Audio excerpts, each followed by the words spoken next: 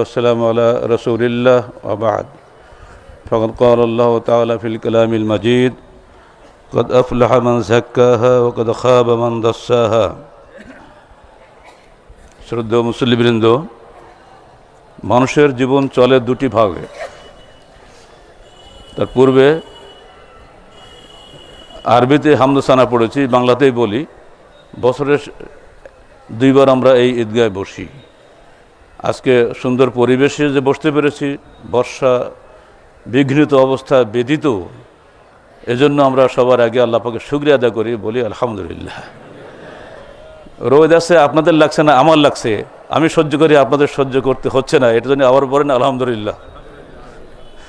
অতএব আপনারা পালাবেন না, বসবেন। এবার কি বলবেন? আলহামদুলিল্লাহ বলতে হবে, তাহলে কিছু শোনা যাবে। দূর অতীতে ১৫০০ বছর পূর্বে এই সুন্নত আল্লাহ রসুল জারি করে গেছিলেন। অত সহজে হয়নি। ইসলাম আসার ১৫ বছর পরে এটা চালু হয়েছে, অর্থাৎ মক্কায় ১৩ বছরে এটা চালু হয়নি। পরিবেশের কারণে, আবু জেহেল আবু লাহাবদের বাধার কারণে।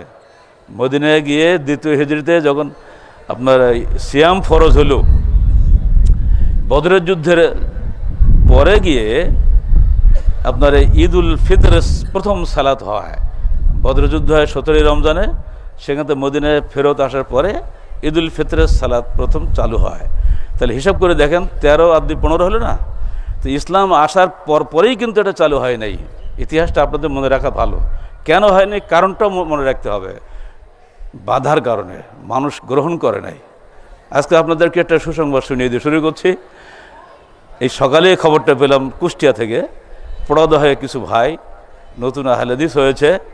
আপনারা বুঝতেই পারছেন আহলে হাদিস হওয়ার কি জ্বালা। এখন সঙ্গে সঙ্গে পুলিশ বাহাদুররা যে তাদের ধরে নিয়ে আসে, রাতের বেলা গিয়ে ডিস্টার্ব করে, কত যে ঝামেলা করে। কিন্তু আলহামদুলিল্লাহ ওরা আহলে হাদিস হয়েছে, এবং তারা তাদের বংশের নানা মামু খালু সবাই নিজের মধ্যেই তো তারা বলেছে, দেখেন কত কালকে মিটিং করেছে, আমরা সহি হাদিস অনুযায়ী সালাত আদায় করব, আপনারা আমাদের বাধা। বাপদাদা 14 পুরুষ এক ঈদগাহ সালাত আদায় করি, যদি আপনারা আমাদেরকে সহি হাদিস অনুযায়ী আমল করতে বাধা দেন, আমার বাধ্য হব পৃথক ঈদগাহ যে সালাত আদায় করতে। এখন হে মামু, হে ভাগনা, হে চাচা, বলুন আমরা কি করব? তখন তারা বৃহত্তর জনগোষ্ঠী মিটিং করে বলেছে, আর এরা তো অন্য কোনো খারাপ কথা বলছে না, এরা সহি হাদিস অনুযায়ী সালাত আদায় করবে, ঈদের সালাত আদায় করবে। এতে বাধা দিলে তো আমরাই আল্লাহর কাছে দায়ী হয়ে যাব। বলুন আলহামদুলিল্লাহ। তারা বলছে, বাবা তোমরা যদি সহি হাদিস অনুযায়ী আমল করতে, আমাদের বাধা কোথায়? আপনাদের বাধা কোথায়? আপনার মৌলবীদেরকে শোনেন, তো মৌলবীরা তো বাধা দিচ্ছে, বলে ওটা হবে না, আমরা এক মযহাবের লোক, ওরা আর এক মযহাবের লোক।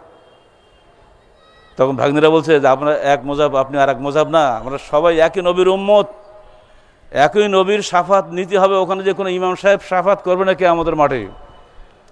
তিনি বলেছেন, সাল্লু কামা রাআইতুমুনি উসাল্লি, তোমরা ওইভাবে সালাত আদায় করো যেভাবে তোমরা আমাকে সালাত আদায় করতে দেখছো। তিনি 12 তাকবীরে ঈদের সালাত আদায় করেছেন, আমি করব 6 তাকবীরে। এটা কোন আমল, কোন তরিকা? তখন সমস্ত গ্রামবাসী একমত হয়ে, আজকে আলহামদুলিল্লাহ সবাই একমত হয়ে 12 তাকবীর সালাত আদায় তারা করবেন। আলহামদুলিল্লাহ হামদান কাসীরান তাইয়্যিবান মুবারাকান ফি। যখন বাংলাদেশের জনগণ এমনি করে পবিত্র কোরআন ও সহিহ হাদিসের কাছে মাথা নত করবে, তখনই এই বাংলার মাটিতে সত্যিকার অর্থে আল্লাহর রহমত নেমে আসবে। স্রেফ চলছে জিদ এবং অহংকার ছাড়া এদেশে আর কিচ্ছু নাই। রাজনৈতিক নেতারা জিদ করে অহংকার করে দেশটা ধ্বংস করে দিল। মৌলভী সাহেবরা পরস্পর জিদ অহংকার করে দেশটা শেষ করে দিল। ধর্ম নেতারা ধর্মের নামে ধার্মিকদেরকে ধর্মচ্যুত করছে। অতএব সাবধান, ধর্ম পালন করবেন কোরআন এবং সহিহ হাদিস অনুযায়ী। ব্যক্তি আপনার জন্য দায়িত্বশীল নয় কিয়ামতের মাঠে। এখন সবই বাংলা হয়ে গেছে, এখন আর লুকানোর কোনো সুযোগ নাই। হাদিস বের করেন, আমাদের বইগুলো সব রেফারেন্স দেওয়া আছে, আমরা বিনা রেফারেন্স কোনো বই লিখি না। আমাদের বইগুলো পড়ে দেখেন, সব রেফারেন্স দেওয়া আছে নিচে। সন্দেহ লাগে খোলেন, হাদিস খুলে দেখেন, আমল করেন, কোনো সমস্যা নেই। সালাত আদায় সুন্নতের তরিকা অনুযায়ী আমরা আদায় করছি। দেখেন রোদ হয়েছে না, এতক্ষণ সালাত শেষ হওয়া উচিত ছিল আমাদের। আপনাদের বাধার কারণে আমরা এটা পিছিয়ে দিয়েছি। যদি আপনারা বলেন আগামী থেকে আরও আগে দেন, আমি তো এক পায়ে খাড়া। কথা বুঝছেন? আপনারা যে আসবেন না, মেয়েদের বাধা, আমাদের দেরি হয়, কত যে সমস্যা। এই সমস্যাগুলো দূর হবে শুধু হাদিসের কাছে মাথা নত করলে। হাদিসটা মনে রাখবেন, সূর্য ওঠার পরে 2 নেজা বরাবর, 2 নেজা সাধারণত 13 হাত হয়, উঁচু হলে সূর্য, তখন আপনি ঈদুল ফিতরের সালাত আদায় করবেন। আর 1 নেজা অর্থাৎ 6.5 হাত উঠলে ঈদুল আজহার সালাত আদায় করবেন। এজন্য আমাদের সৌদি আরবের ভাইরা যতই বিলাসী হোক, ওদের একটা জিনিস কিন্তু খুব ভালো, ওরা ঈদের দিন ফজর পড়ে কেউ বাড়ি দেয় না। ও মসজিদের সামনে তো ঈদগাহ, ওখানে বসে পড়ে, ওর টাইম হলে ইমাম সাহেব বাড়িতে সালাত আদায় করলো। এই নিয়মটা যদি আপনারা এই নওদাপাড়াতে চালু করে দিতে পারেন, এটা যেহেতু মার্কাজ, আলহামদুলিল্লাহ সারা দেশেই কিন্তু অধিকাংশ ক্ষেত্রে চালু হয়ে যাবে। আপনারা কি পারবেন আগামী থেকে একটু আগে আসতে? একটু একটু মন শক্ত করলে ইনশাল্লাহ আমার তো কোনো সমস্যা নেই, আপনি ডাকলে আপনি এসে বসলেই চলে আসবো। প্রথম কথা হলো এটা, আপনাদের সবাইকে অসংখ্য ধন্যবাদ, কারণ আজকে এখানে যারা আমরা আছি, আগামী ঈদগাহে হয়তো অনেকে থাকবো না। এই ঈদগাহটা একই সঙ্গে জানাজার স্থল, প্রায় এখানে জানাজা আসে, আমাদেরকে ঈদের জামাতে এরপরে জানাজার সালাতে ইমামতি করতে হয়। এই মাটি যে কত মানুষের জানাজার সাক্ষী, এই মাটি যে কত ঈদগাহের সালাতে মুসল্লিদের সাক্ষী, তাতে হিসাব নিকাশ নেই। 1992 সালে পার্শ্ববর্তী 8-10টা মসজিদের ভাইদেরকে ডেকে নিয়ে মিটিং করে আমরা এখানে ঈদের জামাত চালু করেছিলাম। আলহামদুলিল্লাহ দিন দিন আপনারা বাহির থেকে অনেকে আসছেন। বৃষ্টি হলে আকাশে মেঘ উঠলে যেন প্রতিবেশী ভাইরা চলে যাবেন না, কারণ যদি দূরের লোক আসতে কষ্ট হবে বৃষ্টি হলে, কাছের লোকের তো কোনো কষ্ট নাই। আপনারা এটাও জানেন, মাদ্রাসায় বন্ধ থাকে, ঈদের সময় ছুটি থাকে, যদি আপনারা না আসেন ঈদগাহই বন্ধ হয়ে যাবে। সেজন্য আপনারা এটা খুব গুরুত্ব দিয়ে আসবার চেষ্টা করবেন। যারাই একবার যে মাটিতে সেজদা করে, মনে রাখবেন মাটি কিয়ামতের মাঠে সাক্ষী হয়। কোনো কাফের মরলে মাটি সাক্ষী দেয় না। কোরআনের আয়াত দিয়ে বলি, সূরা দুখানে আল্লাহ পাক বলছেন, ফামা বাকাত আলাইহিস সামাউ ওয়াল আরদু, আসমান জমিন তার জন্য কাঁদে না যদি কোনো কাফের মরে, কারণ সে কাফের কখনো মাটিতে সেজদা করে না। আর মুমিন মাটিতে সেজদা করে। ইয়াউমাইজিন তুহাদ্দিসু আখবারাহা, আছে না সূরা জলজালের মধ্যে? কিয়ামতের মাঠে এই মাটি সাক্ষী দেবে। ইয়াউমাইজিন, সেদিন তুহাদ্দিসু, কথা বলবে, আখবারা, মাটি। এর উপরে কি কি হয়েছে? এখানে জানাজা হয়েছে, নেকির কাজ। এখানে ঈদুল ফিতর, ঈদুল আজহার সালাত হয়েছে, নেকির কাজ। মাঝে মধ্যে আমাদের আন্দোলনের যুব সংঘের বহু ইসলামী জলসা এখানে হয়, নেকির কাজ। এই মাটিটা একেবারে কি বলবো, নেকিসরা এখানে অন্যায় কাজে ইনশাআল্লাহ এ যাবৎ হয়নি আমার জানা মতে। এজন্য আপনারা এই মাটিকে সম্মান করবেন ইনশাআল্লাহ। যদি সবসময় রুকু করার সিজদাকারীদের দ্বারা এটা আবাদ হয়, তাহলে কিয়ামতের মাঠে এই মাটি আমাদের জন্য জান্নাতের উসিলা হয়ে যেতে পারে। আল্লাহ পাক আমাদেরকে কবুল করে নিন, আমিন। আল্লাহ পাক বলছেন একটা মৌলিক কথা, কদ আফলাহা মান যাক্কাহা। দুনিয়াতে সফল কাম হলো ওই ব্যক্তি যে তার অন্তর জগৎকে পরিচ্ছন্ন করেছে। ওয়াকাদ খাবা মান দাসসাহা। আর ব্যর্থ হয়েছে ওই ব্যক্তি যে তার অন্তর জগৎকে নষ্ট করে ফেলেছে। এই মৌলিক কথা আল্লাহ পাক বলে দিলেন, সারগর্ভ কথা। এর মধ্যে দুটো বিষয় রয়েছে। এই অন্তর্জগৎ পরিচ্ছন্ন করার দুটো পথ আছে। একটা হলো আত্মিক ইবাদত, ভিতরের জগৎটা বাহিরতে দেখা যায় না, এটাকে সংস্কৃত করতে গেলে, সুন্দর করতে গেলে আপনাকে ইবাদত করতে হয়, আল্লাহর সামনে আল্লাহর কাছে মাথা নত করতে হয়, অহংকার চূর্ণ করে দিতে হয়। আর একটা হলো বাইরে কর্মজগতের আর্থিক ইবাদত। এই দুটি বিষয় আমরা করে এসেছি। আন আবি হুরায়রা রাদিয়াল্লাহু আনহু قال قال رسول الله صلى الله عليه وسلم ما صام رمضان ايمانا واحتسابا غفر له ما تقدم من ذنبه ومن قام رمضان ايمانا واحتسابا غفر له ما تقدم من ذنبه متفق عليه। রাসূলুল্লাহ সাল্লাল্লাহু আলাইহি ওয়াসাল্লাম, বলুন সবাই সাল্লাল্লাহু আলাইহি ওয়াসাল্লাম, বলছেন, যে ব্যক্তি সিয়াম পালন করলো 1 মাস রমজানের ঈমানের সাথে এবং আল্লাহর নিকটে সওয়াব অর্জনের উদ্দেশ্যে, সে ব্যক্তির বিগত সকল গুনাহ আল্লাহ পাক ক্ষমা করে দিলেন। যে ব্যক্তি রমজানের 1 মাস রাত্রিকালীন ইবাদত করলো, তারাবি পড়লো, তাহাজ্জুদ পড়লো, সে ব্যক্তি যদি ঈমানের সাথে এবং সওয়াবের নিয়তে এগুলো করে থাকে, তো আল্লাহ পাক তারও বিগত সমস্ত গুনাহ ক্ষমা করে দিবেন। এটা হলো আত্মিক ইবাদত, এটা ভিতরের জগৎ। আল্লাহ কলবের খবর রাখেন, কে কোন নিয়তে সিয়াম রেখেছেন, কে কোন নিয়তে কিয়াম করেছেন, কে কোন নিয়তে ইতিকাফ করেছেন, এটা আল্লাহ ভালো রাখেন।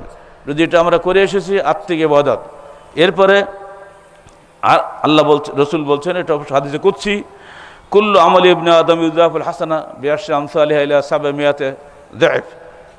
বনু আদমের প্রত্যেক নেক আমল 10 গুণ থেকে 700 গুণ নেকি হয়, ইল্লা সম ব্যতীত। ফাইন্নাহু লি ওয়া আনা আজজি বিহি, কারণ সম বান্দা রাখে আমারই জন্য এবং আমি নিজ হাতে তার পুরস্কার দান করব। একটা বিরাট ব্যাপার, এখানে 700 কোনো হিসাব নিকাশ নাই। কারণটা কি? এদা শাহওয়াত ও তাআমু লি আজলি, মানুষ তার যৌন কামনা, তার খানাপিনার লোভ সব কিছু পরিত্যাগ করে স্রেফ আমার ভয়ে। আর আল্লাহর ভয়েই কিন্তু আমরা অন্ধকারও পানি পান করি নাই। ছোট্ট একটা বাচ্চা পর্যন্ত বাথরুমে যে চুরি করে পানি খায় না। এই যে আল্লাহর ভয়, এই আল্লাহ বলছেন যেহেতু আমার ভয়েও সব কিছু করেছে, সেই কারণে আমি নিজ হাতে তাকে পুরস্কার দান করব। আল্লাহ পাক আমাদেরকে যেন কিয়ামতের মাঠে নিজ হাতে পুরস্কার দান করেন। আল্লাহুম্মা আমিন। আল্লাহু আকবার, আল্লাহু আকবার বলুন সবাই। যত তাকবীর পড়েন তত নেকি পাবেন। আল্লাহু আকবার, আল্লাহু আকবার, লা ইলাহা ইল্লাল্লাহ, আল্লাহু আকবার, আল্লাহু আকবার, লিল্লাহিল হামদ। এবার আসেন আর্থিক ইবাদত। এই যে সাদকাতুল ফিতর দিয়ে আসলাম, এটা কেন দিলাম? আর্থিক ইবাদত তো হলো, সিয়াম হলো, কিয়াম হলো, সবই হলো, কিন্তু আবার টাকা দিতে হলো কেন? রাসূলুল্লাহ সাল্লাল্লাহু আলাইহি ওয়াসাল্লাম বলুন সবাই। আমি আরবি বললেও বলবেন, বাংলা বললেও বলবেন, সমস্যা নেই। রাসূলুল্লাহ সাল্লাল্লাহু আলাইহি ওয়াসাল্লাম আম্মা গনিয়্যুকুম ফায়ুযাক্কিহিল্লাহ ওয়া আম্মা ফাকীরুকুম ফায়ুরাদ্দু আলাইহি আকসারা মিম্মা আতাহু। তোমাদের মধ্যে যারা ধনী তাদেরকে আল্লাহ পাক এই সাদকাতুল ফিতরের মাধ্যমে পরিচ্ছন্ন করবেন, গুনাহ থেকে পবিত্র করে দিবেন। বলুন আলহামদুলিল্লাহ। আর তোমাদের মধ্যে যারা ফকির, যারা সাদকা দিতে পারেনি, একদিনের খানাও যাদের বাড়িতে নাই, ফায়ুরাদ্দু আলাইহি আকসারা মিম্মা আতাহু, তার উপরে বেশি বেশি ফেরত যাবে যা সে দিয়েছে। এখানে একটা বিষয়, সূক্ষ্ম বিষয় রয়েছে, ধরে দিচ্ছে আপনাদেরকে। ধনীরা তো ফেতরা খায় না, তাই না? সেটা দেয় কারে? ফকিরদের দেয়। ডবল কেন? বহু ডবল তারা পেয়ে যায় সময় বিশেষে। এটা কখন সম্ভব? যখন আপনি এক জায়গায় জমা করবেন। আপনি একা কজনকে দিবেন? দেখা যায় কি, যে ফকির বেশি হাঁটতে পারে সে তত বেশি ফেতরা জমা করে, আর যে হাঁটতে পারে না, ঘরে বসে থাকে, পায়ে ব্যথা, সে তার কপালে কিছুই হয় না। এইটা একটা সিস্টেমে আনার জন্য ইসলামী সুন্নতি বিধান হচ্ছে, ইসলামী আমিরের কাছে জমা করতে হয় 1 বা 2 দিন আগে। জমা হয়ে গেল, এবারে ঈদুল ফিতরের সালাতের পরে গিয়ে তিনি ওগুলো বসে হকদার মধ্যে সঠিক নিয়ম মোতাবেক বন্টন করবেন।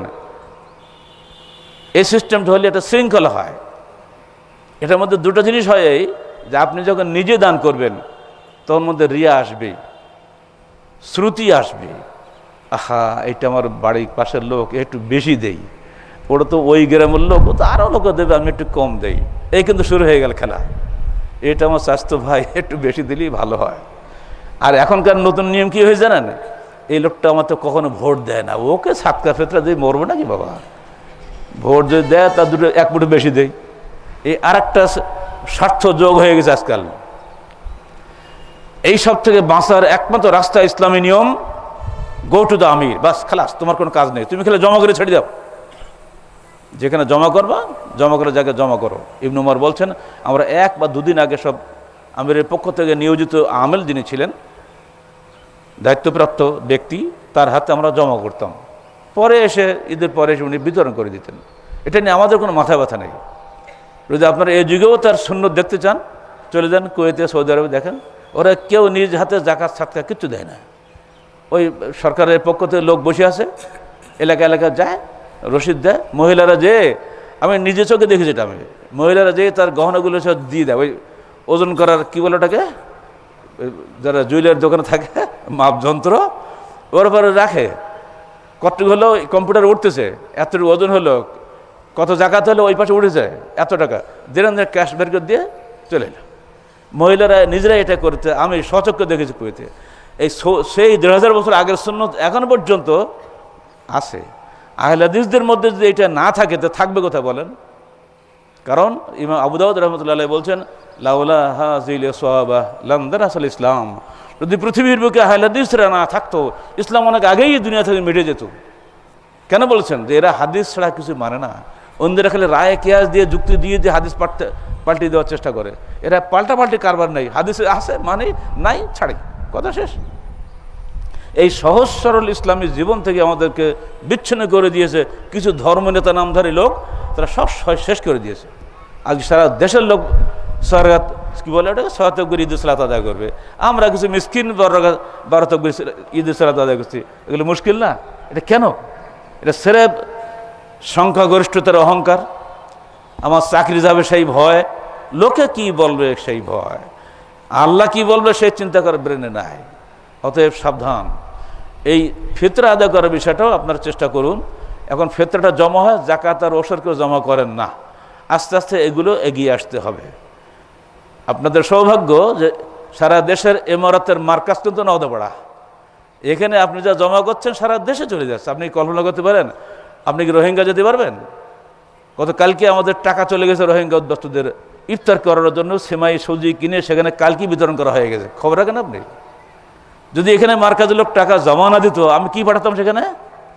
আপনারা দিয়েছেন বলি তো ওটা পাঠাচ্ছি, কিন্তু আপনার দেওয়ার ক্ষমতা নাই।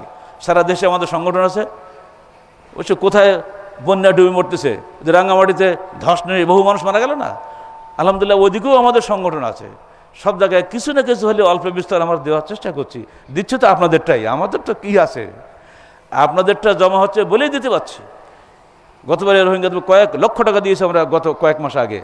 কী করে সম্ভব হলো? বিদেশ থেকে স্বদেশ থেকে চারিদিক থেকে লোক টাকা পাঠাচ্ছে অ্যাকাউন্টে, ওইগুলো নিয়েই আমরা বিতরণ করছি। ফলে হচ্ছে কি, আপনার এই জমাকৃত টাকাটাই কিন্তু আমরা বিতরণ করার সুযোগটা পাচ্ছি। এই সুযোগ থেকে, এই বরকত থেকে তুই চান যে নওদাপাড়া মাহরুম হয়ে যাক? এটা করবেন না। আপনারা জাকাতের টাকা নিজের এলাকায় অর্ধেক দেন, বাকি অর্ধেক এখানে পাঠিয়ে দেন, ঝামেলা শেষ হয়ে গেল।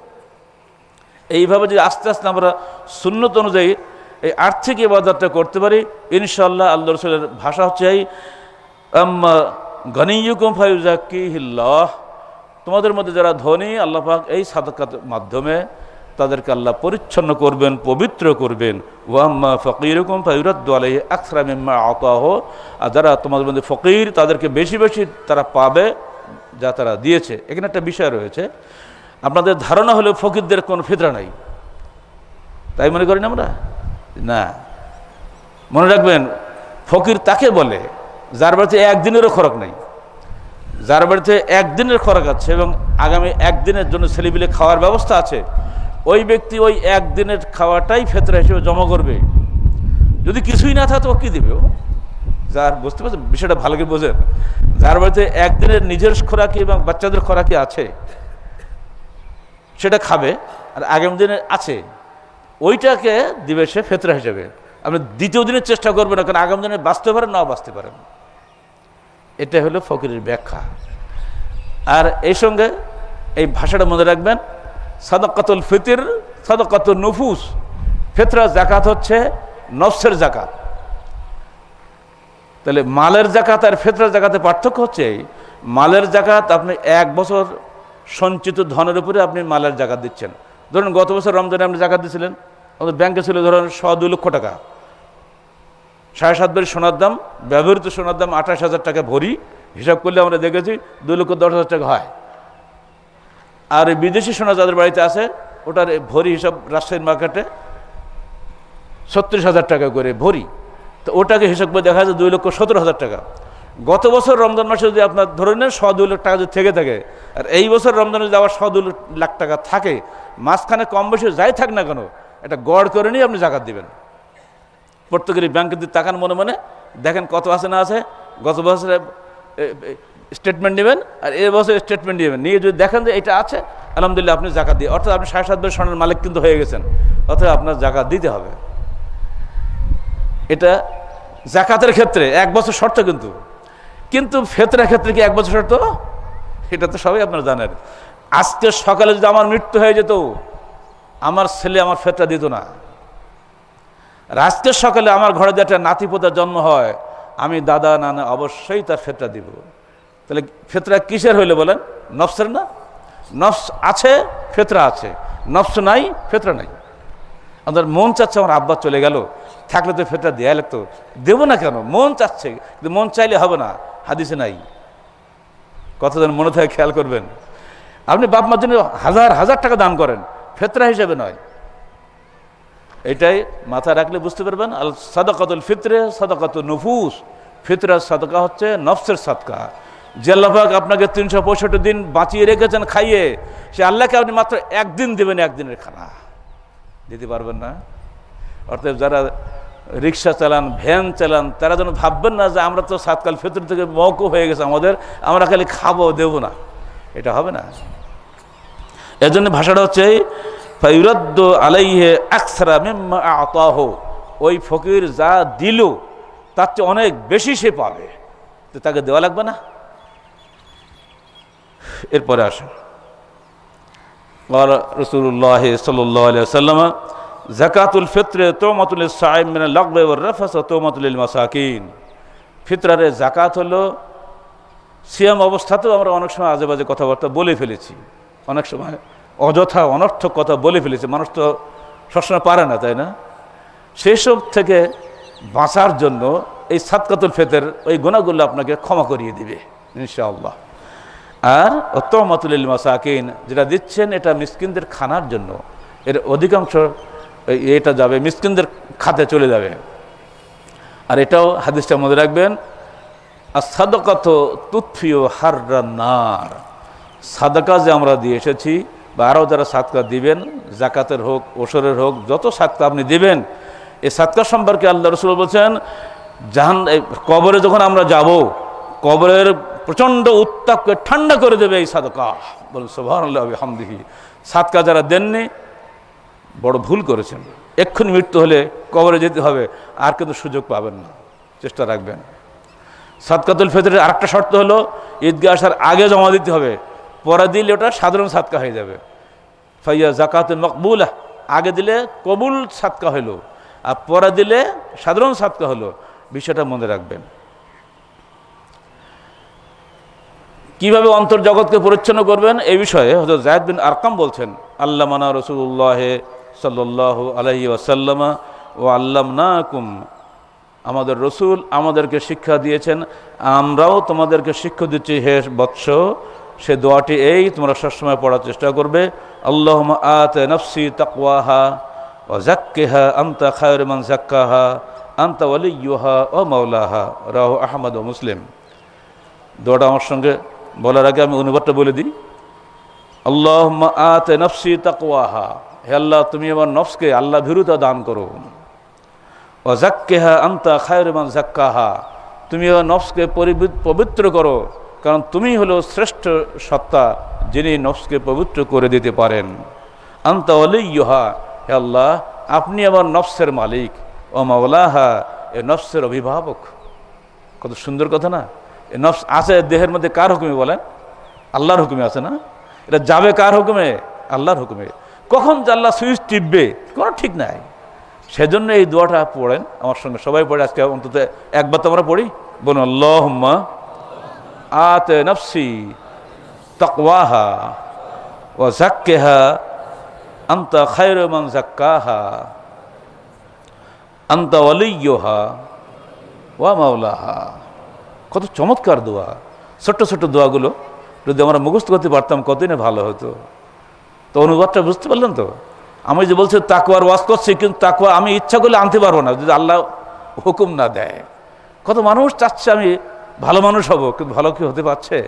ওখানে আল্লাহর হুকুম লাগবে। এই জন্য আল্লাহর কাছে সবসময় প্রার্থনা করতে, আল্লাহ তুমি আমার নফসকে আল্লাহ ভীরুতা দান করো, কারণ তুমি হলো শ্রেষ্ঠ দাতা। তুমি আমার নফসকে পবিত্র করো, কারণ তুমি নফসকে পবিত্রকারী। হে আল্লাহ আমি তোমার কাছে, কারণ তুমি এই জন্য বলছি তোমার কাছে যে তুমি হলে নফসের ওলি, তুমি হলে নফসের মাওলা, তুমি এর অভিভাবক, তুমি এর সৃষ্টিকর্তা, তুমি সব কিছু করো, অথবা আমার নফসকে তুমি সুন্দর করে দাও। এ পরিচ্ছন্ন করা খুব কঠিন ব্যাপার। আরেকটা দোয়া আছে, খুবই ছোট, আমার হজ উমরা বইতে আমরা এগুলো ছোটো ছোটোগুলো দিয়ে দিই। আল্লাহুম্মা ইন্নী আসআলুকাল হুদা ওয়াত তুকা ওয়াল আফাফা ওয়াল গিনা। হে আল্লাহ আমি তোমার কাছে প্রার্থনা করছি হেদায়েত, প্রার্থনা করছি আল্লাহ ভীরুতা, প্রার্থনা করছি পবিত্রতা, প্রার্থনা করছি সচ্ছলতা, যেন মানুষের কাছে হাত পাততে না হয়। এই দোয়া আল্লাহ রসুল আমাদের শিক্ষা দিয়েছেন। ক্ষতি বিষয়ে আমরাও আপনাদেরকে শিক্ষা দিলাম, দয়া করে মনে রাখার চেষ্টা করবেন, নাহলে ক্যাসেট বাড়ি গিয়ে বারবার শুনবেন। রমজানের উদ্দেশ্য ব্যাখ্যা করে আল্লাহ বলছেন, ওয়ালা তুকাব্বিরুল্লাহ আলা মা হাদাকুম ওয়া লাআল্লাকুম তাশকুরুন। এজন্য রমজান তোমাদের ফরজ করেছি, তোমাদেরকে যে আল্লাহ পাক কুফরি থেকে, শিরক থেকে, মুনাফিকি থেকে হেদায়েত করে ঈমানের দিকে নিয়ে এসেছেন, এজন্য তোমরা আল্লাহর বড়ত্ব ঘোষণা করো, আর এজন্য যাতে তোমরা কৃতজ্ঞতা স্বীকার করো যে আল্লাহ তো আমাদেরকে ইচ্ছা করলে কাফেরও বানাতে পারতেন। ধরে নিয়ে একদম মনে কল্পনা করুন তো, যদি আজকে আমরা কোনো ব্রাহ্মণের ঘরে জন্ম নিতাম, যদি কোনো শূদ্রের ঘরে জন্ম নিতাম, আপনি কি ঈদুল ফিতরের সালাতে এখানে আসতেন? এটা আল্লাহ শুকরিয়া না? অত বলুন আলহামদুলিল্লাহ, তাকবীর পড়েন, আল্লাহু আকবার, আল্লাহু আকবার, লা ইলাহা ইল্লাল্লাহু, আল্লাহু আকবার, আল্লাহু আকবার, ওয়ালিল্লাহিল হামদ। এই ঘাসগুলোও কিন্তু আপনার জন্য সাক্ষী দেবে, মনে রাখবেন। মাটি তো সাক্ষী দেবেই, ঘাসগুলো মাটির উপর জন্মছে, ওরাও সাক্ষী দেবে। এমনকি পানির মধ্যে মাছগুলোও সাক্ষী দেবে, আকাশের পাখিগুলোও সাক্ষী দেবে। আজকে নওদাপাড়ার মাটিতে কারোরও জয়ধ্বনি হচ্ছে না, সেটা আল্লাহর জয়ধ্বনি হচ্ছে। আল্লাহু আকবার, আল্লাহু আকবার, লা ইলাহা ইল্লাল্লাহু, আল্লাহু আকবার, আল্লাহু আকবার, ওয়ালিল্লাহিল হামদ। এবার আসুন আয়াতটির দ্বিতীয় অংশ, ওয়াকাদ খাবা মান দাসসাহা। ব্যর্থ হলো সেই ব্যক্তি যে নিজের অন্তরকে অপবিত্র করলো, কলুষিত করলো। অন্তর কলুষিত হয় কেন?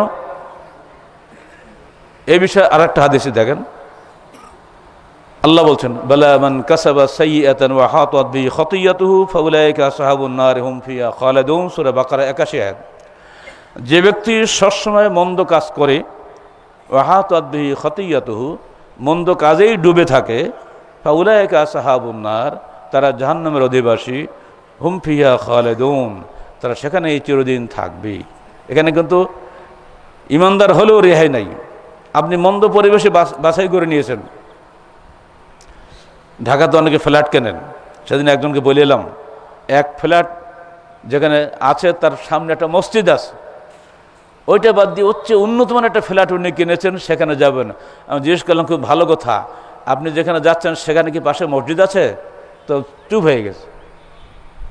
আমাদের ওখানে ফ্ল্যাটটা হয়তো একটু বড় সড়ো হবে, মসজিদ যেহেতু নাই, মুমিনের জন্য ওখানে যাওয়া ঠিক হবে না। ওটা ভাড়া দেন বা অন্য কিছু করেন, আপনি মসজিদের পাশেই থাকেন, আপনার সন্তান 5 ওয়াক্ত সালাতের আজান শুনবেই, এবং ওই আজান হলেই আপনি মসজিদে চলে যাবেন, দুর্গা সালাত আদায় করবেন। ছোট্ট সন্তান কিছুই বুঝে না, ও কিন্তু আব্বার সঙ্গে যাচ্ছে আর আসছে, ও ভাববে তাই তো এই মসজিদে যাওয়াটাই তো আমার নিয়ম, যত বড়ই ও হোক না কেন, ও কিন্তু একদিন মসজিদকে আর কখনোই ছাড়বে না। মনে রাখবেন, কিয়ামতের দিন যে 7 জন ব্যক্তি আল্লাহর ছায়ার নিচে ছায়া পাবেন, 7 জন ব্যক্তির মধ্যে অন্যতম শ্রেণী হচ্ছে কলবু মুআল্লাকুন ফিল মাসাজিদ, ওই ব্যক্তি যার অন্তরটা মসজিদের সঙ্গে ঝুলন্ত থাকে। সুবহানাল্লাহ ওয়া বিহামদিহি। দেখেছি রমজান মাসে আলহামদুলিল্লাহ কত মুসলমান এখানে এসছেন। আমি শেষ কালকে তারাবির পরেই আমি নসিহত করলাম, ভাইরা যারা আপনারা আসছেন আলহামদুলিল্লাহ আবারও আসবেন, মসজিদ থেকে বিচ্ছিন্ন হবেন না। মসজিদ থেকে বিচ্ছিন্ন হলেই সে কিন্তু আল্লাহ থেকে বিচ্ছিন্ন হয়ে গেল। আর যতই ঘরে বসে সুন্দর জানাজা সালাত আদায় করেন, ঘরের সালাত আর মসজিদ সালাত এক নয়। মসজিদে আপনি 27 গুণ নেকি বেশি পাবেন। শুধু তাই নয়, মসজিদ সিরেফ আল্লাহর জন্যই নির্ধারিত, ওখানে অন্য কোনো কাজ করা যায় না, শুধু সালাত সিয়াম ইত্যাদি কাজেই মসজিদ ব্যবহৃত হয়। অতএব দয়া করে মসজিদের আসার যে নিয়মটা আপনি রমজান মাসে চালু করেছিলেন, ওটা অক্ষুণ্ণ রাখার চেষ্টা করবেন, মসজিদ থেকে বাইরে যাবেন না। অপবিত্র হয় নফসগুলো কেন? কতগুলো কারণ আছে, আমি কাল হাদিসগুলি বলে দিই এবং অনুবাদ করি, তো আপনি বুঝতে পারবেন।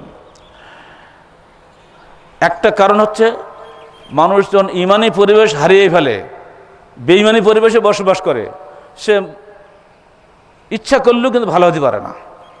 এজন্য যারা খুব গর্ব করে বলে আমার ছেলে আমেরিকা পরবাসী, আমার ছেলে কানাডা পরবাসী, কত অহংকার করে বলে, মনে মনে হাসি। ওইসব বড় বড় দেশের চাইতে আমার এই ছোট্ট নওদাপাড়া অনেক অনেক গুণ ভালো। কারণ সেখানে আপনি স্বাধীনভাবে সালাত আদায় করতে পারছেন না। মসজিদে গিয়ে রাস্তায় হাঁটতে গেলে মেয়েদের বোরকা ছিঁড়ে দেয়, কত যে কি সমস্যা। শুধু দূর টাকার জন্য কি সেখানে যাবেন? আল্লাহকে আপনি না খেয়ে রাখছেন নওদাপাড়াতে? না, টাকার জন্য কখনোই ইমানি পরিবেশ থেকে বেঈমানি পরিবেশে যাওয়া যাবে না। এই বিষয়টি মনে রাখবেন। আমরা কখনোই এখানে আল্লাহর রুজির বাইরে নই। তিনি আমাদের রুজি ওখানেও দেন, আল্লাহ তিনি আমাদের রুজি এখানেও দেন। আপনার সন্তান ইমানদারে গড়ে উঠুক, এটাই হবে সবচেয়ে বড় জিনিস। এর সঙ্গে যোগ করে দিয়ে একটা ঘটনা, প্রখ্যাত খলিফা যাকে দ্বিতীয় ওমর বলা হয়, ওমর বিন আব্দুল আজিজ, মাত্র 39 বছর বয়সে মারা গেছেন। আমাদের বয়স তো তার দ্বিগুণ হয়ে গেছে প্রায়। মৃত্যুর সময় তার 12টা ছেলে। একাধিক বিয়ে করে তো, আরবদের একটা রীতি হলো একাধিক বিয়ে করা, বাংলাদেশের রীতি হলো একটা বিয়ে করা। বলছেন প্রতিবেশীরা, হে খলিফা, আপনি বিরাট মানুষ ছিলেন, চলে যাচ্ছেন দুনিয়া থেকে, এই ছোট ছোট বাচ্চা 10-12টা রেখে যাচ্ছেন, এদের উপায় কি হবে? আপনার তো কিছুই নাই। ওনার বাড়িঘর খুঁজে, রাজনৈতিক শত্রু তো থাকে সবসময়, তাই না? সে যুগও ছিল, এ যুগও ছিল। ওনার বিরোধীরা অপবাদ রটিয়েছিল যে এই খলিফা বহু টাকা জমিয়ে ঘর ভর্তি করেছে, সোনার পাহাড় করেছে। সেই রটনায় বিভ্রান্ত হয়ে আর একজন রাজনৈতিক নেতা, যিনি পরে খলিফা হলেন, তিনি তার বাড়িতে যে তল্লাশি করে দেখলেন, ঘরের মধ্যে কিছুই পাওয়া গেল না। কি পাওয়া গেল? একটা পানির কলস, আর একটা ঝুড়ির মতো, আর একটা ঝুলানো রিং। আশ্চর্য, ঘর ভর্তি স্বর্ণ, কিছুই নাই।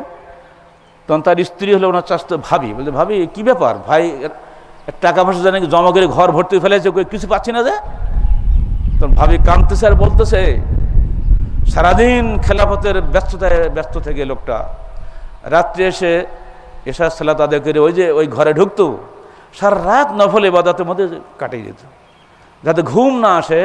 এজন্য ওই রিংটা দেখছো না, ওই রিংয়ে গলা বাঁধেই রাখতো। ঘুম আসলে ওইভাবে যেন জীবনে যে আস্তে একসময় ব্যথা লাগবে, আবার ঘুমটা পর্যন্ত ভেঙে যায়। আর দেখছো একমাত্র পানি, উজু নষ্ট হলে উজু করতো। আর ওই যে ঝুড়িটা, মাঝে মধ্যে ঝুড়ির মধ্যে বসতো। ও তো বসলে আরাম পাওয়া যায় না, তো কষ্ট হয়, একসময় হাত পা ব্যথা করবে, আবার উঠে যাবে। শুনে কাঁদতে কাঁদতে বলছে, হায় রে, এই মানুষটার বিরুদ্ধে শত্রুরা কত না কত অপবাদ রটিয়েছে আমাদের কাছে, তার বিরুদ্ধে আমরা কত খারাপ ধারণা করেছি, আজকে সব দূর হয়ে গেল।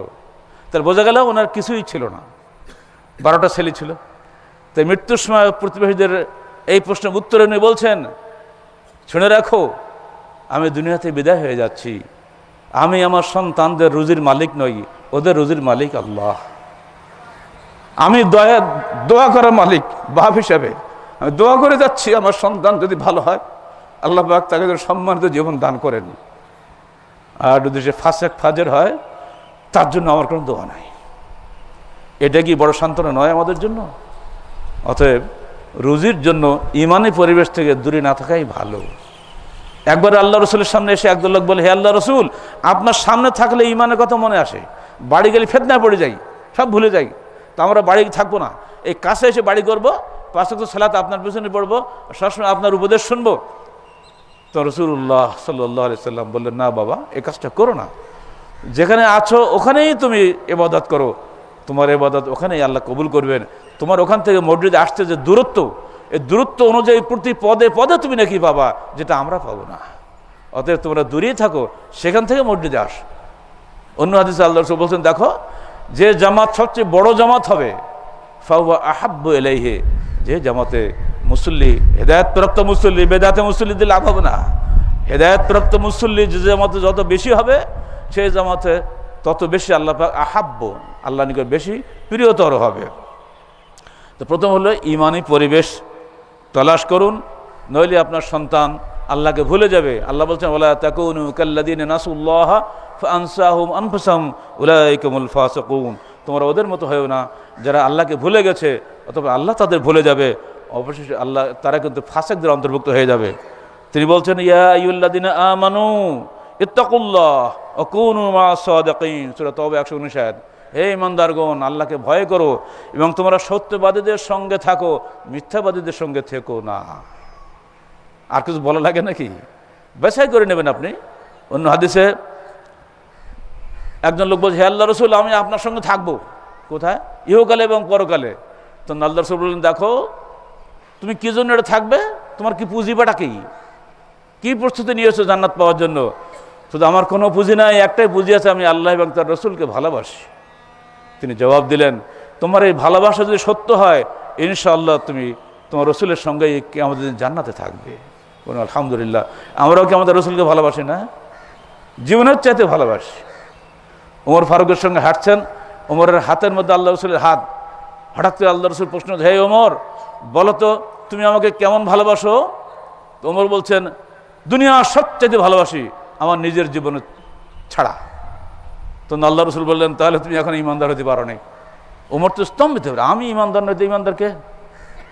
তখন ওমর ফারুক কিছুক্ষণ পরে বলছেন, হ্যাঁ আল্লাহ রসুল, এখন আমি বুঝছি আমার জীবনের চাইতে আমি আপনাকে বেশি ভালোবাসি। তখন আল্লাহ রসুল বললেন, হ্যাঁ আল আন, এখন তুমি ইমানদার হলে। এর মধ্যে শিক্ষা নেই আমাদের জন্য? আল্লাহ রসুল একটা সুন্নতকে আপনি ভালোবাসেন না, মিলাদের জশনে জুলুস করে বেড়াচ্ছেন। মানে আহাব্বা সুন্নতি কানা মাইয়া ফিল জান্নাহ, হাদিসটা তো আপনার জানা আছে। যে ব্যক্তি আমার সুন্নতকে ভালোবাসে সে আমার সঙ্গে জান্নাতে বসবাস করবে। নবীর সুন্নত পড়ে থাকছে কোথায়, সহিহ হাদিস পড়ে থাকছে কোথায়, আর আমি দিব্য ইমানদারের দাবি করছি? হবে না। সাবধান, নবীর সুন্নতকে হাতে দাঁতে কামড়ে ধরতে হবে, এই বিষয়টা খেয়াল রাখবেন। হযরত হাসান বসরি বিখ্যাত তাবেঈ, তিনি বলছেন, ইখওয়ানুনা আ'লা ইনদানা মিন আহলিনা, আহলুনা ইয়াযকুরুনা দুনিয়া ওয়া ইখওয়ানুনা ইয়াযকুরুনা বিল আখিরাহ। হাসান বসরি বিখ্যাত তাবেঈ, আপনারা সবাই নাম জানেন, বসরার মানুষ, ইরাকের লোক। উনি বলছেন, আমার নিকটে আমার ভাইরা বেশি প্রিয় আমার পরিবারের লোকদের চাইতে। ভাইরা মানে ইমানদার ভাইরা। কারণটা কি? আহলুনা ইয়াযকুরুনা দুনিয়া, আমার পরিবারের লোকেরা আমাকে খালি দুনিয়ার কথা বলে। আব্বা আজকে এই বাড়িটার এইটা সমস্যা, আজকে বাজারে এইটা হলে ভালো হতো, এখন এইটা হয়নি, সেইটা হয়নি, খালি দুনিয়ার সমস্যা। বাড়ি গেলে খালি দুনিয়ার সমস্যা, বউ একটা বলে, ছেলে একটা বলে, বেটার বউ একটা বলে, মহা সমস্যা। এই জন্য ওদের চাইতে আমার এই দিনী ভাইরা আমার কাছে বেশি প্রিয়। কারণ ইয়াযকুরুনা বিল আখিরাহ, এই ভাইরা আমাকে সবসময় আখিরাতের কথা স্মরণ করিয়ে দেয়।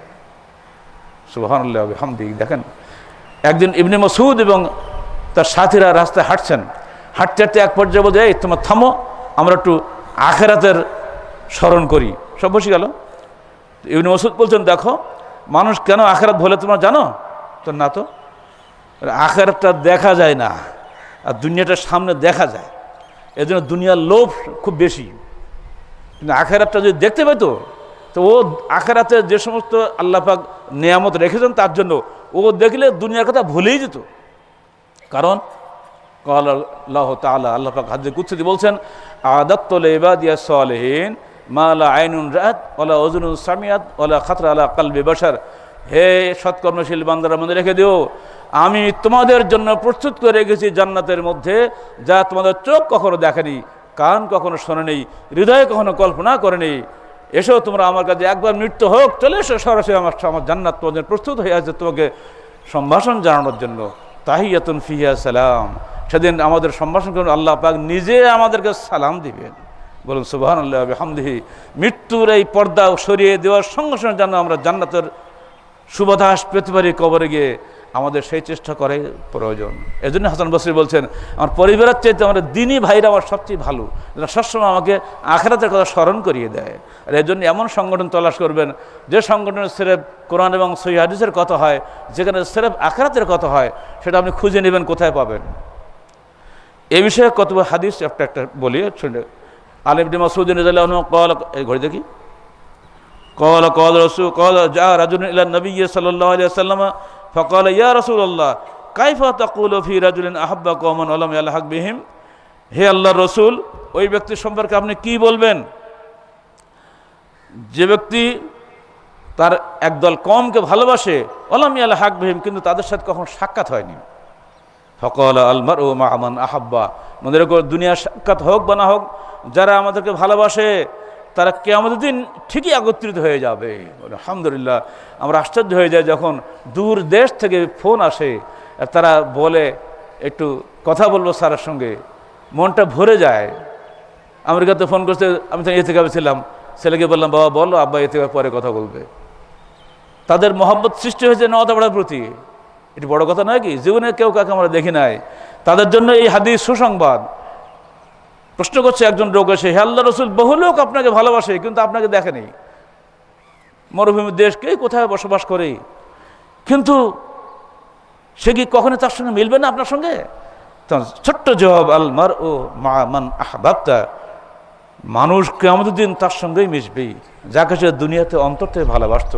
যদি আপনারা কোরআন ও সহিহ হাদিসকে ভালোবাসেন, আর যদি এই সহিহ হাদিস আন্দোলনের নেতা কর্মীদেরকে ভালোবাসেন, দেখে হোক বা না হোক, ইনশাআল্লাহ কিয়ামতের মাঠে আমরা সবাই একত্রে বসবো।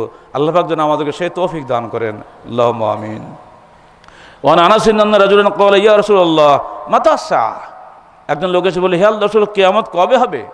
ক্বালা ওয়াইলাকা মা আদাত্তা লাহা, ধ্বংস হোক তোমার, তুমি কিয়ামতের মুখোমুখি হওয়ার জন্য কি প্রস্তুতি নিয়েছো? ক্বালা মা আদাত্তু লাহা ইল্লা আন্নী উহিব্বুল্লাহ ওয়া রাসূলাহু, আমার কোনো প্রস্তুতি নেই, খালি একটাই আছে, আমি আল্লাহ এবং তার রাসূলকে ভালোবাসি। তিনি বললেন আনতা মা মান আহাবাবতা। এই হাদিস শোনার পরে আনাস রাদিয়াল্লাহু আনহু বলছেন, ফামা রাআয়াতুল মুসলিমিনা ফারাহু বিশাইইন বাদাল ইসলাম, এত খুশি তারা এর আগে কখনোই হয়নি ইসলাম আনার পরে, যত খুশি এই হাদিস শোনার পরে তার হয়েছিল যে আমরা কিয়ামতের জন্য প্রস্তুতি গ্রহণ করব, দুনিয়াতে সাক্ষাৎ হোক বা না হোক আমরা কিয়ামতের দিন একত্রিত হব।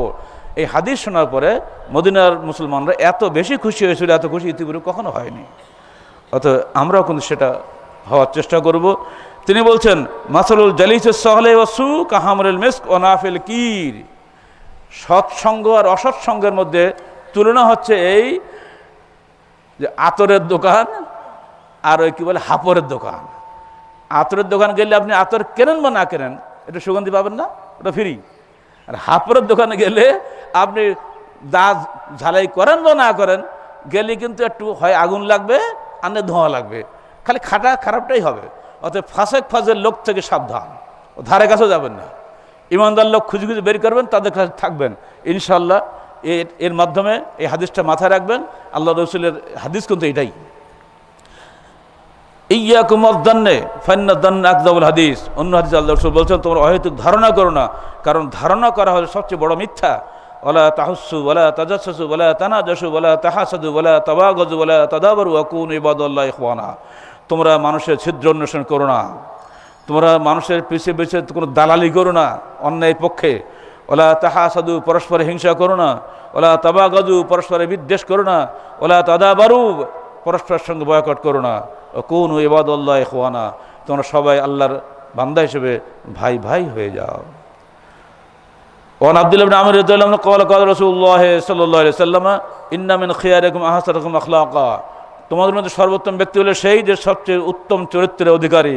মনে রেখে দিও, বয়স্তলে উত্তম মাকারিমুল আখলাক, আমি প্রেরিত হয়েছি সর্বোত্তম চরিত্র শিক্ষা দেওয়ার জন্য।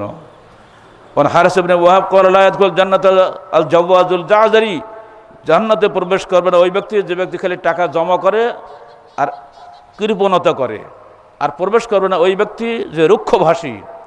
অন্য হাদিসটা বলে দিচ্ছে আপনাকে, লা ইয়াস্তামিউল শুহ্হ ওয়াল ঈমানু ফি কলবি আবদিন আবাদা, একজন ব্যক্তির মধ্যে কৃপণতা এবং ঈমান একত্রিত হয় না। কৃপণ ব্যক্তি ঈমানদার নয়, ঈমানদার ব্যক্তি কৃপণ নয়। এই হাদিসগুলো সবসময় মাথায় রাখবেন, ইনশাআল্লাহ আপনার জন্য সুবিধা হবে। অনেকে মনে করেন আমি ঘরে বসে খালি ইবাদত করবো, মানুষের মিশবো না, খুব তাহাজ্জুদ গুজার মুসল্লি না। ক্বালা রাসূলুল্লাহ সাল্লাল্লাহু আলাইহি ওয়াসাল্লাম, বলুন সবাই সাল্লাল্লাহু আলাইহি ওয়াসাল্লাম, আল মুসলিমুল লাযী ইউখালিতুন নাস ওয়া ইয়াসবিরু আলা আযাহুম আফদালু মিনাল্লাযী লা ইউখালিতুহুম ওয়া লা ইয়াসবিরু আলা আযাহুম, রাওয়াহু তিরমিযী বিইসনাদিন সহিহ। যে ব্যক্তি মানুষের সঙ্গে মেশে আর তাদের কষ্টে সবর করে, মানুষ কষ্ট দেয়, গালিগালাজ দেয়, কত যে কি গালি দেয়। সেদিন বলছিলাম একজনের সঙ্গে, যদি আমি আমার বিগত জীবনে যত গালি খাইছি এই পর্যন্ত আর যত অপবাদ পেয়েছি, যদি এগুলো যদি একটা খাতায় লিখতাম, তো আমার ওই তফসিল কোরআন 30তম পারা থেকে বড় একটা ভলিউম হয়ে যেত। যত গাল, যত অপবাদ আমার বিরুদ্ধে সরকার দিয়েছে, মানুষ দিয়েছে, আপনারা দিচ্ছেন, তো হিসাব নিকাশ নাই। যদি এগুলো যদি লিখে রাখতাম আমি, তো বড় একটা ভয় হয়ে যেত।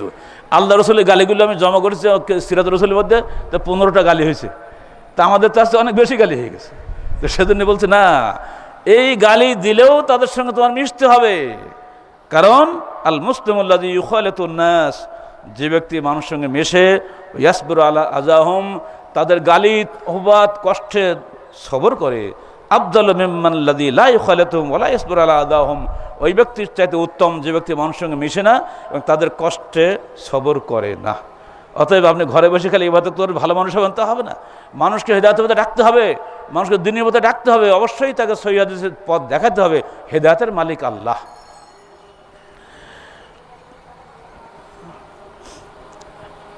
ক্বালা রাসূলুল্লাহ সাল্লাল্লাহু আলাইহি ওয়াসাল্লাম লা ইয়াদখুলুল জান্নাতা মান কানা ফি কলবি মিসকালা হাববাতিন মিন কিবার, ওই ব্যক্তি কখনোই জান্নাতে প্রবেশ করবে না যার অন্তরে এক কণা পরিমাণ অহংকার আছে।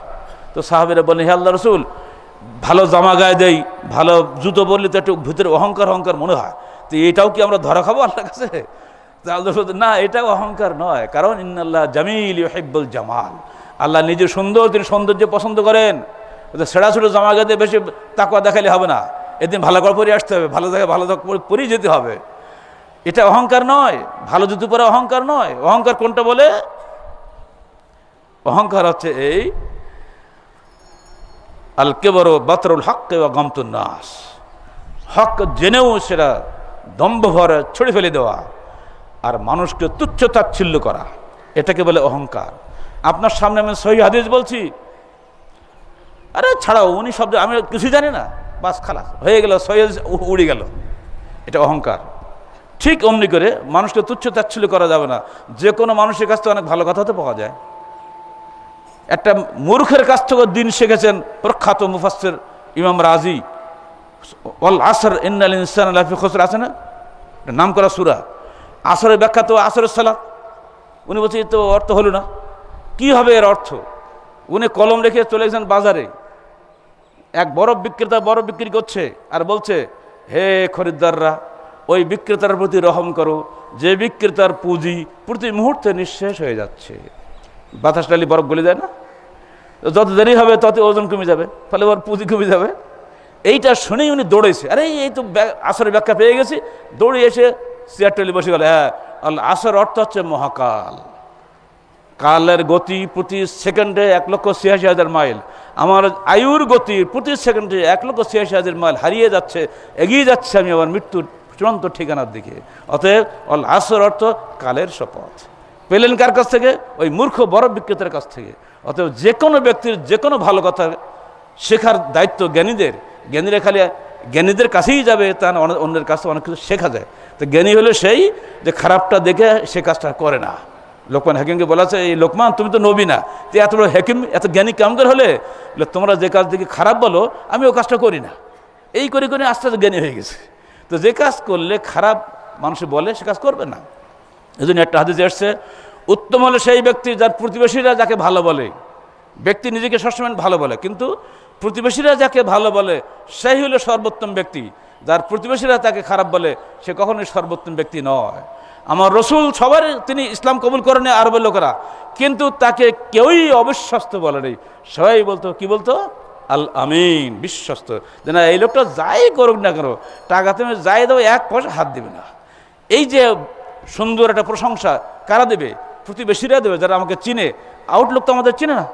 এই বিষয়গুলো আপনার মনে রাখবেন, প্রতিবেশীর হক আদায় করবেন, প্রতিবেশীর সম্পর্কে সাবধান। সবশেষে একটা হাদিস মনে রেখে শেষ করে দিচ্ছি। ক্বালা রাসূলুল্লাহ সাল্লাল্লাহু আলাইহি ওয়াসাল্লাম, সালাসু মুনজিয়াত ওয়া সালাসু মুহলিকাত, 3টা বিষয়ে মানুষকে জাহান্নাম থেকে নাজাত দেয়, আর 3টা বিষয়ে মানুষকে জাহান্নামে নিক্ষেপ করে ধ্বংস করে দেয়। যে 3টা বস্তু জাহান্নাম থেকে মুক্তি দেয় সে 3টা, 1 নম্বর হল ফাতাকুল্লাহ ফিস সিররি ওয়াল আলানিয়া, গোপনে এবং প্রকাশ্যে যারা আল্লাহকে ভয় করে। 2 নম্বর ওয়াল কাউলু বিল হক ফির রিদা ওয়াস সাখাত, সর্বদা সত্য কথা বলে খুশির সময় আর ক্রোধের সময়।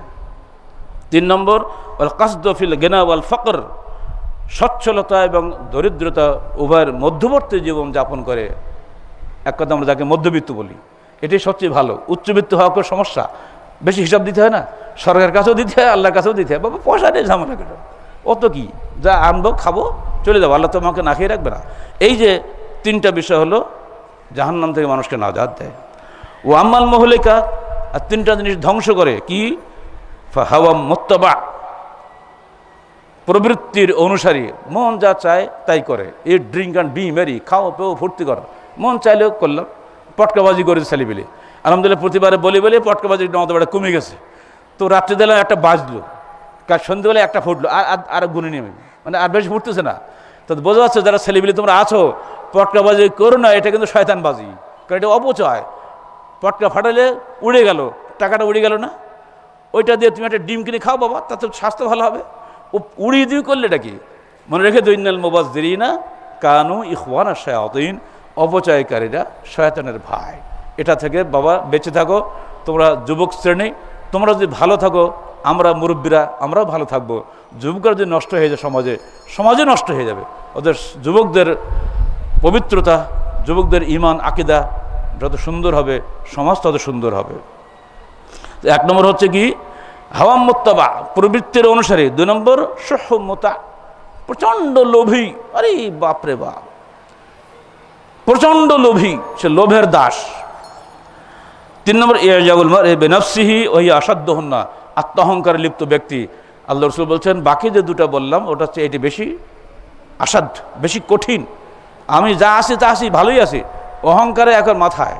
এই অহংকার যখন আমাদের মধ্যে এসে যাবে, আত্মভরিতা, আত্ম অহমিকা, তখন ধ্বংস হয়ে যাবে। তো 3টা জিনিস জাহান্নাম থেকে মুক্তি দেয়। 1, আল্লাহকে ভয় করা, ফিসের রেওয়াল আলানিয়া, গোপনে এবং প্রকাশ্যে। আমরা রমজান মাসে আল্লাহকে ভয় করি নাই, পানি খাই নাই, কিছু করি নাই, গোপনে, প্রকাশ্য করি না।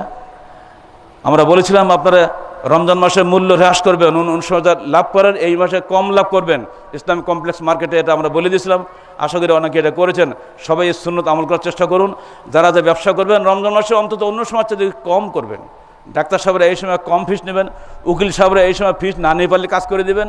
এটাই আপনার ইনশাল্লাহ পরকালে মুক্তির ওসিলা হয়ে যাবে। এরপরে লোভের দাস হওয়া যাবে না। ও তাকওয়া হলো সিররে ওয়াল আলানিয়া, গোপনে এবং প্রকাশ্যভাবে। 2 নম্বর হচ্ছে হক কথা বলবেন, সত্য কথা বলবেন। ফির রিজা ওয়া সাখাত, সন্তুষ্ট অবস্থায় এবং অসন্তুষ্ট অবস্থাতে। একদিন পর রাগ হয়ে দিলে মাঠে মিথ্যা কথা বলি, এটা হবে না। এগুলো কোর্ট কাছারি ঘুরে আমার অভিজ্ঞতা হয়ে গেছে। একদিন বগুড়া আদালতে আমার সামনে একদম বুড়া সাক্ষী দিল, মাথার টুপি, লম্বা দাড়ি, একদম ডাহা মিথ্যা সাক্ষী দিল। পরে আমাকে উকিল বলতে, স্যার দেন এ একদম চিহ্নিত মিথ্যাবাদী, চেহারা দেন কত সুন্দর, তুমি কেমন করে জানলে? আমি উকালতি করি, ও কত মামলা করলে এ পর্যন্ত ঠিক আছে নাকি? সাবধান, যারা সাক্ষী দিচ্ছেন আল্লাহকে সাক্ষী রেখে সাক্ষী দেবেন। মনে রাখবেন আপনার প্রতিটি কথা আল্লাহ দেখছেন, শুনছেন। 2 পাশে 2 কোণে লেখা হচ্ছে ওমা ইয়ালফুযু মিন কাওলিন ইল্লা লাদাইহি রাকীবুন আতীদ। জবান থেকে একটা কথা বের হওয়ার সঙ্গে সঙ্গে ওটা রেকর্ড হয়ে যায়। দুনিয়া যেমন রেকর্ড হচ্ছে, আল্লাহর কাছে রেকর্ড হচ্ছে, অতএব সাবধান। আর 3 নম্বর হলো আল কাসদু ফিল গানা ওয়াল ফকর, সচ্ছলতা এবং অসচ্ছলতার মধ্যবর্তী জীবন যাপন করা। পরিশেষে একটি হাদিস, আল্লাহ রাসূল বলছেন ইয়া রাসূলুল্লাহ ইন্না সালাতান তুযাক্কারু ফি কাসরাতি সালাতিহা ওয়া সিয়ামিহা ওয়া সাদাকাতিহা। একজন মহিলার সম্পর্কে আমাদের কাছে খবর এসেছে যে মহিলা খুব বেশি সালাত আদায় করে, বেশি সিয়াম পালন করে, বেশি সাদাকা দেয়, কিন্তু সে মানুষকে, প্রতিবেশীকে খালি কঠোর ভাষায় কথা বলে, মুখরা, মানুষকে খালি গালিগালাজ করে। কাল রাসূলুল্লাহ সাল্লাল্লাহু আলাইহি ওয়াসাল্লাম হিয়া ফিন্নার, এই মহিলা জাহান্নামী। মারাত্মক কথা না? বেশি বেশি সালাত আদায় করে, বেশি সিয়াম পালন করে, বেশি সাদাকা করে, কিন্তু প্রতিবেশীর সঙ্গে সে খারাপ ব্যবহার করে। আল্লাহ রাসূল কি জবাব দিচ্ছেন? হিয়া ফিন্নার, ও তো জাহান্নামী, কোনো জবান ঠিক নাই। এবারে আরেকজন প্রশ্ন করেন, হিয়া রাসূলুল্লাহ সালাসাতুন সাদাকাতুহা তুযকারু কিল্লাতা সিয়ামিহা ওয়াস সাদাকাতিহা ওয়াস সালাতিহা। আরেকজন মহিলার খবর আমাদের কাছে আছে, যিনি কম সিয়াম রাখেন, কম সাদাকা করেন, কম সালাত আদায় করেন। তার মানে নফল সালাত হয়তো পড়ার সময় পায় না, খালি ফরজটুকুই পড়ে। হয়তো ফরজ জাকাত দিতে পারে না, অত টাকা নেই, নফল সাদকা করে অল্প স্বল্প। কওলা কিন্তু লা তুজি লিসান বিলিসানিহা জিরানাহা, কিন্তু ওই মহিলা তার প্রতিবেশীর সঙ্গে উত্তম ব্যবহার করে, কার সঙ্গে খারাপ কথা বলে না। ক্বালা রাসূলুল্লাহ, বলুন সাল্লাল্লাহু আলাইহি ওয়াসাল্লাম, ফাহিয়া ফিল জান্নাহ, এই মহিলা জান্নাতি হবে। মা বোনেরা শোনেন ভালো করে, এই হাদিসগুলো আমাদের সবারই খুব জানা দরকার। আল্লাহ পাক আমাদের সবাইকে সত্যিকার অর্থে পবিত্র কোরআন ও সহিহ হাদিসের উপরে আমল করার তৌফিক দান করুন। আজকে যে 12-14 হাদিস বললাম, শুধু এইটুকু যদি খেলে অন্তত পক্ষে মাথায় থাকে, হাজার হাদিস তো লাগে না। রমজান মোবারকে আমরা শুধুমাত্র পবিত্রতা অর্জনের জন্যই সিয়াম পালন করেছি, কিয়াম করেছি, সাদকাতুল ফিতর দিয়েছি।